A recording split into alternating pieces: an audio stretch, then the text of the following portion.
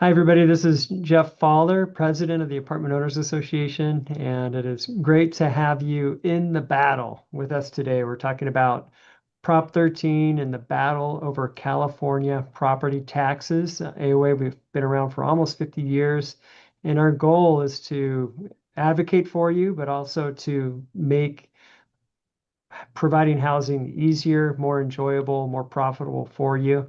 And we just want to keep you in the know because what you don't know may cost you a fortune. We've had a few political action updates here that some recent victories and just want to encourage you with. And just City of Orange, they were looking at looking at a property tax. I believe all of a sudden I'm forgetting it, but they shelved that. And at the last trade show we had, we really pushed getting that ban on rent gouging taken away for LA County, and that happened this week. So thank you for all of you that responded. We had an email campaign, and we were trying to get people to contact them. So after going to the meeting several times and all that, all the work that everybody put in, that's over now. And just this week, there was supposed to be a meeting about banning RUBS in the LA City Housing Committee. Anyway, that meeting didn't even take place, but that's still on our radar for sure. And another one that impacts the entire state is a cleanup bill. There is AB 747, and that is going into effect on January 1, and it relates to process serving. But there's a cleanup bill for it that was supposed to be just a cleanup bill, but it's actually a very deceptive bill that that literally could unravel default judgments from up to 15 years ago. And we will be talking about that today at 2 p.m. And that will be same format as this, where you can join by Zoom. And anyway, so wanted to let you know about that one. That one is serious, and it's been sneaky, and that's why it's serious, because it's kind of made its way through pretty good, and we really need to hit it hard. Additionally, the last thing I want to say is the trash lawsuit. I just got a member asking about that yesterday, and I forget that not everybody opens our emails or comes to the trade shows or is really connecting with us well. And that lawsuit is looking for people to join it. So if you are in the city of LA and you have a contract with one of the local trash haulers, then please give Carolyn Shining. She's been the attorney on it this entire time. Give Carolyn Shining a call, area code 310-490-4383. That's area code 310-490-4383. And anyway, so those are just a few little and big. I mean, I won't minimize those things at all. Just good things going on for sure. And we have a whole lot going on. Besides that, we had a Maximize Your AOA membership class that's on YouTube. You can check that out. Just search on AOA USA. This video here will be on YouTube, and you can share it with other people. Also, we have another video that we did, how to complete a AOA lease agreement online. That's on the YouTube channel. So check those things out, along with a lot of the other content we have. Upcoming events in person, we have San Gabriel going over the lease agreement, and Buena Park, I believe we're going to be doing that online instead. And anyway, just lots of great programming coming up, but we are going to get to it right now. Our speaker today leads one of California's most influential taxpayer advocacy organizations, founded by the late Howard Jarvis. And as you know, he's the author of Prop 13, and they represent more than 200,000 members. The organization has spent decades at the forefront of protecting taxpayers and defending property rights across California. And our speaker today has worked with the organization for more than 35 years, right, John? Is that right? Yeah, hard to believe. Where did the time go? Exactly. And he is widely recognized as an expert on California fiscal policy. He has argued major tax cases before the courts, chaired statewide initiative campaigns, and remains a leading voice on taxpayer issues through television, radio, his weekly column, and now here with us. And just want to say thank you so much. And everybody, if you could welcome the president of Howard Jarvis Taxpayers Association, Jon Coupal. Hey, Jeff. Good to see you. Thank you so much for having me. It's a pleasure, and really appreciate what AOA has done. You know, we don't do this, as all political battles reveal. You know, you need broad coalitions, and we've always had a very close relationship with AOA and the rental community generally, and that's statewide. And we have our challenges ahead of us. So it's a pleasure to be here. Thank you so much. Well, I'll let you just take it away from here, man. Okay, sure. Well, I'm sure everybody who is participating in this call is aware of Proposition 13, what it did, but some of the history may be lost on you. It was in the mid 70s when Howard Jarvis, who was the executive director of the Apartment Association of Greater Los Angeles, we have good relationship with them as well as AOA, wanted to do something about the runaway property taxes. And in California in the mid 70s, people were literally being taxed out of their homes. So Howard Jarvis tried several times to get property tax relief, and he failed several times.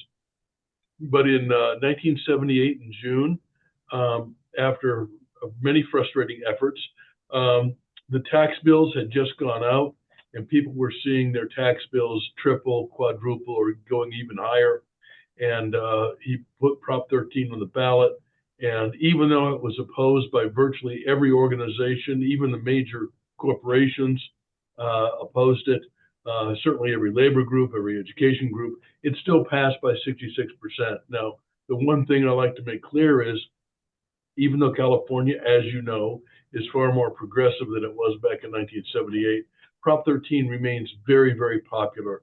We do polling on it every couple of years, and other polling in the context of other issues. But it's clear that if Proposition 13 were on the ballot today, it would pass by about the same 2/3 margin that it did back in 1978. So that's the good news.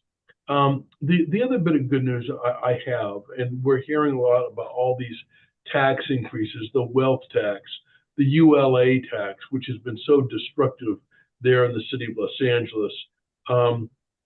These are things that are not broadly supported by citizen taxpayers. We've got, again, the wealth tax coming up. And just remember that as dire as things may seem, the last election cycle we saw in November of 2024, there were several issues on the ballot where the progressives lost. They lost on the issue of public safety, Prop 36. They lost on the issue of trying to expand the minimum wage. They lost on the issue of trying to expand rent control. And they lost on the issue of trying to lower the 2/3 vote for local bonds. So voters in California, and setting aside for the moment the social issues, but on fiscal pocketbook issues, they are far more centrist than our elected representatives represent. So our history, again, formed in 78, but in our defense of Proposition 13 over the last 44 years, has been trying to plug the loopholes created in Prop 13 by the courts and by the legislature and by local governments. And we're back there again. We are focusing in on one provision of Proposition 13. It's called Section 4, and it relates to local special taxes. Prop 13 was very clear that local special taxes require a 2/3 vote of the local electorate. And through a series of bizarre court interpretations, that has been watered down. Back in 2017, the California Supreme Court created this ambiguity that seemed to suggest that the 2/3 vote for local special taxes would not apply if that tax was put on the ballot by a so-called citizens initiative. And by citizens initiative, what that means is some special interest has come in and wants more money, and they put something on the ballot, and they want to avoid the 2/3 vote. So the Supreme Court actually in the Upland case, the issue in Upland wasn't even about voter approval; it was about something else. But their language created this ambiguity as to whether or not any of the provisions of Prop 218, one of our follow-up initiatives, would apply to a local initiative. And because of that ambiguity, local governments immediately began to exploit it. We filed suit in virtually every court of appeal district in California. There are 6, and we lost in all 6. That tells you where the California judiciary is when it comes to its protection of taxpayers. It doesn't. It protects the interests of government. So we have decided to come back and really make it clear that a local special tax, which is a tax for a specific purpose, receive a 2/3 vote as originally envisioned by Prop 13. The other issue that many of you are aware of is the issue of real estate transfer taxes. Prop 13 was very clear on this as well. It said that cities, counties, and special districts may impose special taxes with a 2/3 vote, except for taxes on the sale or transfer of real estate. It couldn't be more clear what the original intent of Proposition 13 is. And that's how we got the ULA tax in Los Angeles, is through the exploitation of both the 2/3 vote requirement and what was a prohibition against real estate transfer taxes. So in our new initiative, which is very short, by the way, it's called the Local Taxpayer Protection Act to save Proposition 13. We deal with these 2 issues and only these 2 issues: restoring the 2/3 vote requirement for local special taxes and significantly limiting the ability to impose real estate transfer taxes. Now, for those of you who are in real estate, which I assume is just about everybody on this phone call, you may know that there is something called a documentary transfer tax. And it has been on the books even way before Prop 13. And it is a very modest 0.11% of the sales. And the money from that usually, whether it's called a fee or a tax, usually is justified on the grounds that the county clerks, county recorders need a little source of revenue to record the real estate transaction. Nobody has objected to the documentary transfer tax. Very modest, 0.11% tax. But now you see in Los Angeles a tax of 5.5%, which is more than 50 times that original documentary transfer tax. So what was a modest tax to pay for recordings is now was thought to be a big revenue generator for local governments. However, a funny thing happened on the way to their hopes for more revenue, and that is the mere passage of ULA had a significant negative effect on real estate transactions in LA, as many of you know. And in fact, there's been a lot written about it. There have been 2 studies to show that the ULA tax basically froze a lot of the major real estate deals, whether it was high value single family homes or commercials, and for your interest, apartments. I don't know of too many apartments that sell for less than $1 million. And so if we succeed in amending or eliminating the ULA tax or restricting the imposition of real estate transfer taxes, the city of LA will have 2 years to phase out ULA tax and a rock solid constitutional prohibition against any further real estate transfer tax. So that's pretty clear. I want to thank AOA for your help in helping us get signatures. You know, it was very expensive. We turned in 1.3 million signatures. We have qualified for the November ballot. Again, a real hat tip to all of our partners, the California Business Roundtable, California Taxpayers Association, California Business Properties Association. It was all hands on deck. And I do believe, you know, Jeff, in a broader context, one of the things we're seeing is that some people in major corporations and even especially the high-tech industry. They've been a little hesitant to engage in politics because they don't want to Mm. tick anybody off. But they're now fully engaged. They feel as though they've been uh, grossly mistreated by the political left, because the political left, quite frankly, has, and this is no exaggeration, has drifted into pretty clear socialism. And I think everybody who is on the productive side of the economic scale understands that where California is heading is not sustainable over the long term. So um, we're pretty optimistic. We've done polling on our initiative. Of course, we will get a horrible title and summary from our esteemed Attorney General, who likes every tax. So we have to overcome a very deceptive ballot label, ballot title and summary. We will probably litigate over that, but the courts have said that the Attorney General has broad discretion to describe these initiative measures as he sees fit. Notwithstanding that, we will, of course, if it's way out of bounds and being false and misleading, we will sue. But that's where we are, Jeff. We look forward. We're taking a little bit of a breather for a few weeks while it qualified, but just starting very soon, we're going to gear up for a hard-fought campaign. We've already secured some radio time for the months preceding the election, and we look forward to the fight, and we look forward to partnering with AOA to put the Local Taxpayer Protection Act, make it again a part of the state constitution. And when it comes to protecting Prop 13, we always feel as though when we have a new initiative, at the very end, we want to say, and this time we really mean it. So you can't ignore what we're saying. So that's where we are. I'm willing to answer any questions. There's a lot going on politically with the governor's races. For people on this call, for full disclosure, we have endorsed Steve Hilton. We thought either Chad Bianco or Steve Hilton would be good.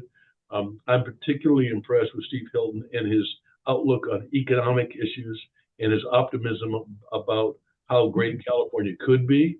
But we've got there are a lot of down ticket candidates who are also very good, and I'm sure you will research them very carefully. I do think California is on the cusp. If they approve something like the wealth tax, I think that would be disastrous. I think that's going to fail because I don't think it's going to get the popular support people think it is. But if you want more information about us, hjta.org, of course. We have a foundation. We did a study on homelessness. You might find interesting how the money we have been spending on the homeless problem has been pretty ineffective, and much of it has made the problem worse. And we have, of course, our full-time litigation department trying to protect your rights as California taxpayers and property owners. So, Jeff, I'm more than willing to open up to questions. Great. Yeah, I think, yeah, so definitely everyone, you can, if you put questions in the chat or raise your hand, we can take a question for you. And, one question that I have for you, just to start off, is what kind of budget do you think will be required to, for this campaign just before it gets to, before people vote for it? What are you kind of budgeting or looking to try to raise for it? We would like to raise a minimum of $15 million because we think that's what it's going to take to break through the noise. Again, this is going to be characterized as the ending of Western civilization. But again, we have a broad support, and we need to get the message out. We've already started launching our grassroots effort, but I know the apartment associations are gathering together to either help our campaign or run their own campaign. Great. All right. And questions here. We have here's a comment that you can reply to. You lost, or a couple, and I'll just put these out there. We're a family, Okay. so I think we can talk about these things. One says, hey, you lost me on Steve Hilton, so they disagree with you on Steve. Right. Another one, yeah, I agree, skip the politics. And anyway, so I want you to be able to respond to those comments. Sure. I would respond by saying politics is policy. In order to understand the policy direction of the state of California, you have to understand politics. And as we look at what's happening among the several states, how people are leaving California for other states that are better governed and have lower tax burdens, the numbers don't lie. The numbers don't lie, and it's going to be sad. Look, I'm staying in California. I think this state is worth fighting for. It's a beautiful state. I came here in 1982, but I have seen the constant degradation of this state since we've moved here, and that is a direct result of the policies and the politics of the state. And I think people need to wake up to the fact that the trend line is because so many people and businesses are moving out of state, the demographics do not look good for the state of California. It is projected that after the 2030 census, California will lose 4 seats in the House of Representatives, and those because of the reapportionment. Those congressional seats will be allocated to either Florida or Texas that have pro-growth policies. So again, I think you can complain about politics, but politics does translate into policy, and the policy choices of California when it comes to overregulation and overtaxation, we believe are undeniable. Yeah. And one other thing, I know that you have something else going on. I think you have one other initiative, and I have so many different things going through my mind right now with all the different things that we're fighting. And I even forgot to mention we have this copper wire tax that they want to put on the city of LA, and we were gearing up for a meeting on Tuesday in the housing committee. They canceled that, but oh no, that was Rubs even. Gosh, like there are a million different things. It's actually June 2nd. They're having a hearing at the LA City Council about adding an additional property tax because they can't stop wire thieves, or whether they can't stop them or they won't stop them, or however you want to call it. They're losing so much copper that now they want to have an assessment. And what's especially bad for multifamily is that they're doing this per unit. And so they're especially taxing multifamily. And, we got to be all guns. We got to show up, nonviolent, not Right, real guns, right. folks. I'll just take that back. But show up at the city, at the city council meeting for that one. And there's just so many different attacks. But wasn't there one other? I believe you have one other. There are many. I mean, they're putting another sales tax increment on the city ballot. I believe that one's for firefighters, and there's about 4. Yeah, is that Long Beach? The firefighter one is Long Beach? I think there's a LA countywide one. Jeff, there are too many to keep track. There are, by our count, more than 150 proposed local taxes up and down the state of California, and many of them do discriminately in a discriminatory manner hit landlords because they do it on a per door charge. That copper theft problem is undeniable, but there are things that they could do out of the existing budget to lessen the impact of that. You can secure the light poles with some fairly modest security devices.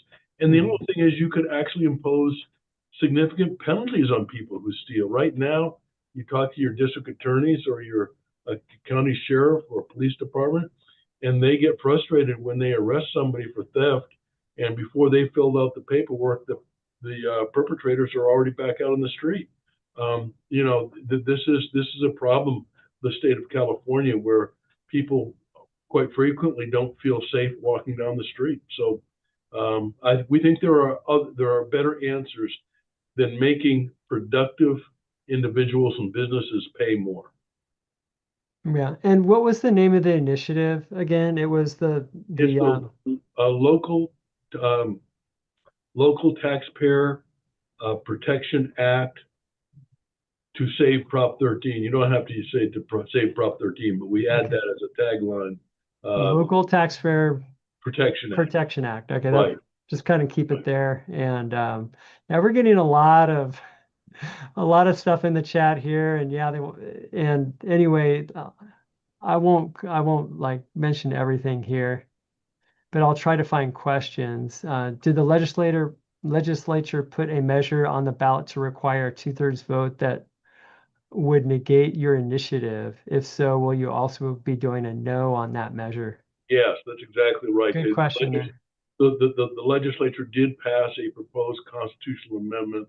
I believe it was called ACA. It could have been ACA 13 or 15. I can't recall. But it would put on a countermeasure that would superimpose a 2/3 vote requirement on any initiative that requires a 2/3 vote, which is kind of silly because it takes them like a minute and a half to explain it, as opposed to just opposing what we're doing, which would be a better use of their time. If you want to oppose our initiative, go ahead and oppose our initiative. But to try to come up with this too clever by half proposal seems a little counterintuitive. Now, I've heard, Jeff, that the polling on that initiative is pretty bad, and it would not surprise me to see the legislature withdraw that initiative before November, because they can do that because it was put on the ballot by the legislature as a proposed constitutional amendment. It's not an initiative; it's a proposed constitutional amendment from the California legislature. They can withdraw it at any time, and I think there's a high probability that they will decide to withdraw it. Now, what I can anticipate is that they will threaten us and say, if you don't withdraw your initiative, we're going to move forward on this. We've never been intimidated like that. I mean, they can try, but we're not going to give up on our initiative. But it's clearly that we've scared them with our proposal. You know, I got an email from a member recently, and they were asking me, for a voter guide or, some guidance. And I wrote back and I said, hey, I might be too conservative for you, but this is, here's one that I've been using.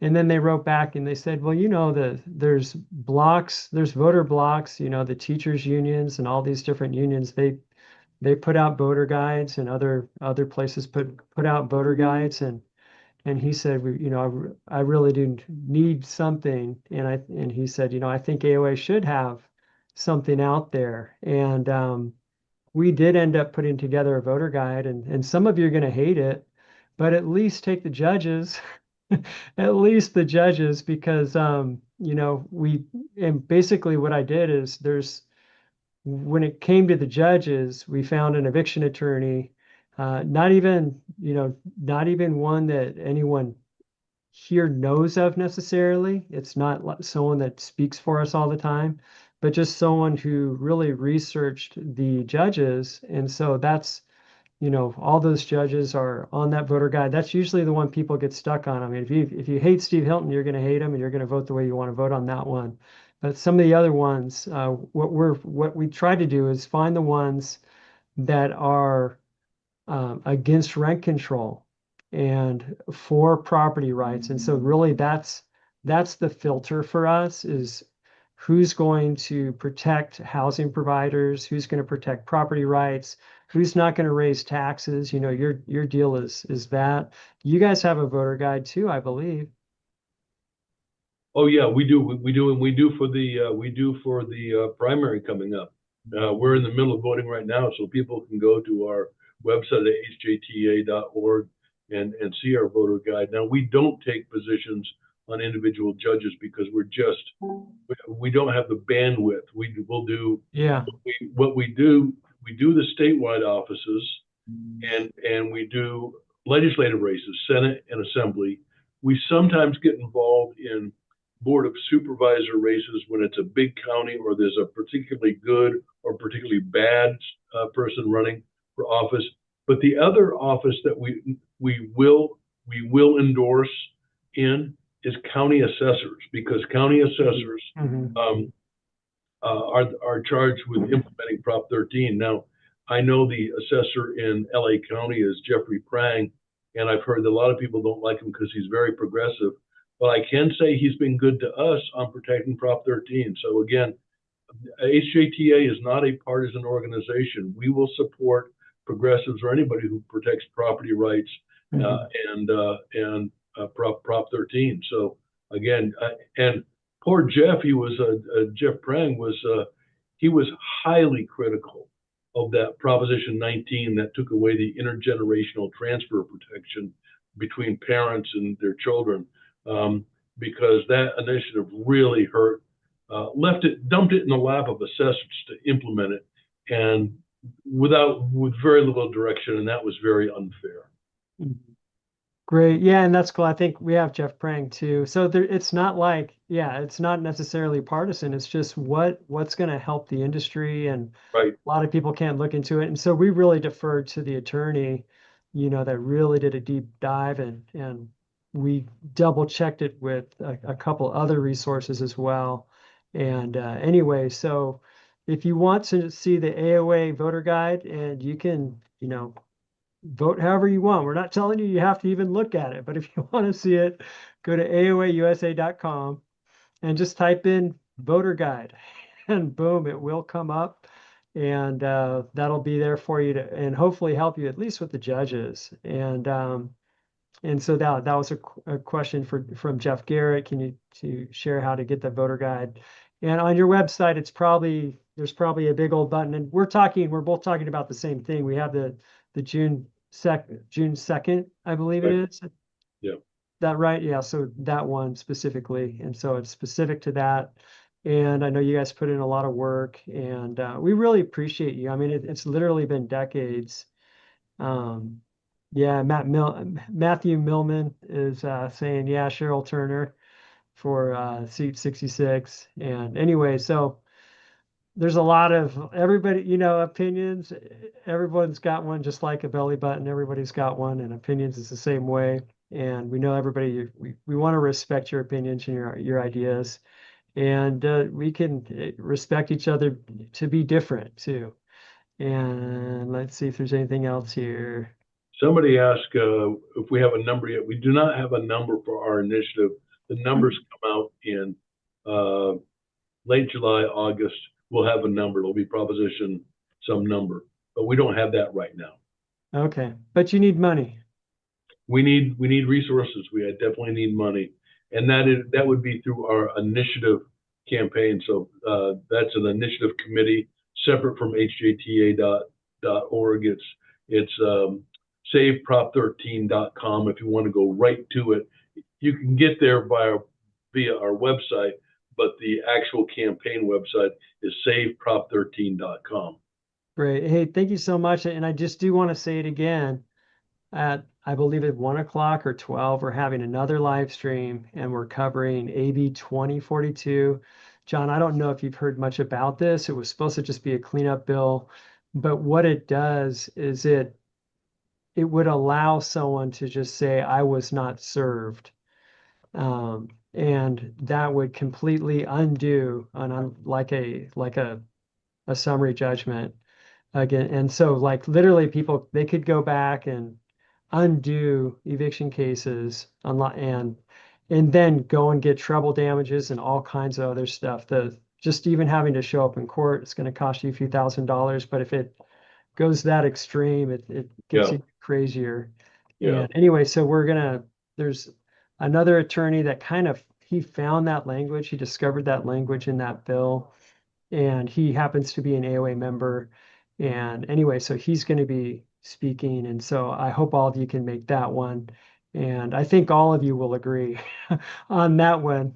And I think y'all agree with Prop 13, and whether people agree with Steve Hilton or not, or some of the other picks that we might have, these ones are definitely just basic stuff. So anyway, thanks again. I appreciate your time. And I hope that we get some members to pull out the checkbook for you. That would be great. We really appreciate it. Again, thanks to AOA. You guys have been great. Yeah. Okay. Take care, everybody. Hey, take care. Bye.